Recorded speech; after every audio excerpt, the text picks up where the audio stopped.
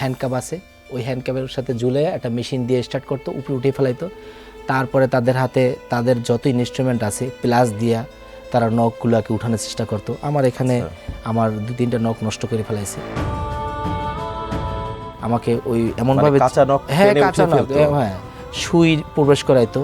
তারপরে মনে করেন পুরো আগে পোশাক খুলে ফেলাইতো, মানে এর চেয়ে মানে ডেঞ্জারাস আর কিছু ছিল না যে পোশাকগুলো খুলে ফেলাইতো।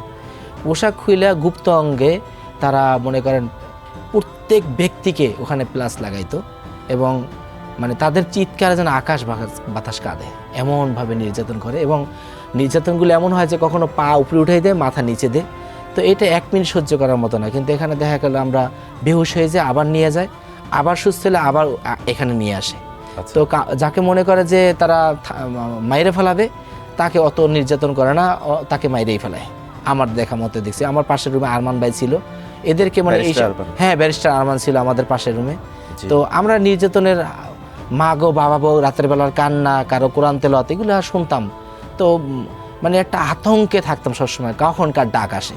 তা আমাকে এরকম সেভারাল টাইম ডাক আসছে।